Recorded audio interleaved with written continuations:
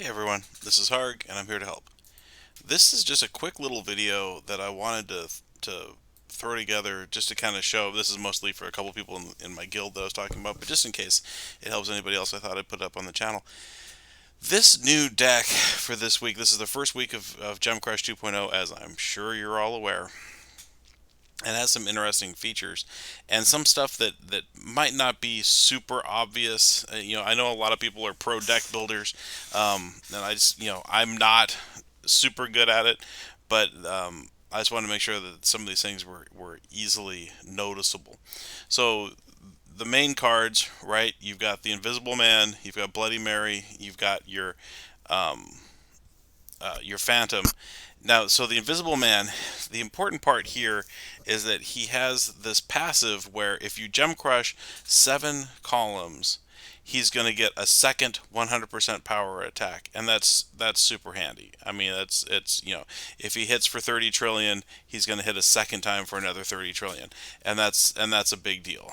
Um, he's also got a little bit of heal to him as well, and as always, then the two gold cards merge into the ultimate form.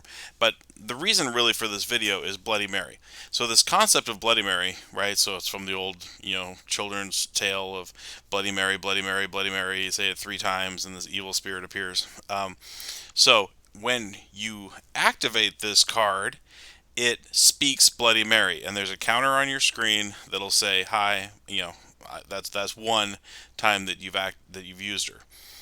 But then also in the ultimate form card, there's that same ability, right? It also says Bloody Mary. So you've got two. If you have both of those two cards, or if you have two Bloody Marys, you can say Bloody Mary twice in that's drink every time you hear Bloody Mary. So the when you hear when you speak it the second time, right, Cole, your counter goes up to 2. But it's important to note that that isn't the only uh, place where you can get the count towards the Bloody Mary. The other place that you can get an activation of it is if you have the upgraded version of the weapon, right?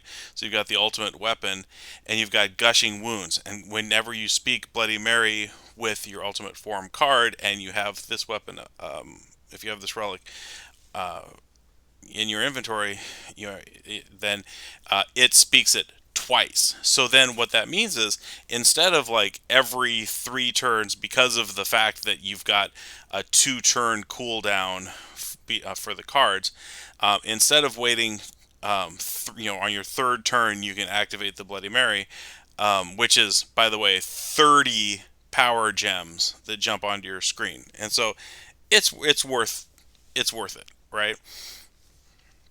So here's a little bit of a demo. Um, this is just a simple deck.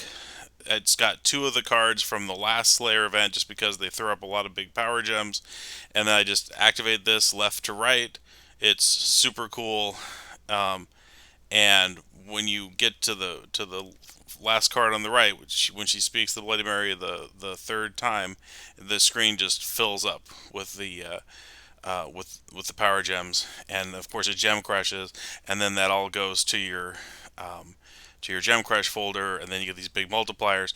I've had multipliers in the 550s, which is crazy compared to where we've been, at least for me. That after the initial hit, they're smaller. They're kind of in the 350 kind of neighborhood. But the nice thing about this, though, is that you do this rotation, it hits, you waste a turn, you do the rotation again, it hits, you waste a turn because it's 2 turns to reset. Oh look, I didn't realize that Pokemon Go wants to talk to me too. It can wait. So uh, I've been able to do about 1.6 quadrillion damage on 3 keys.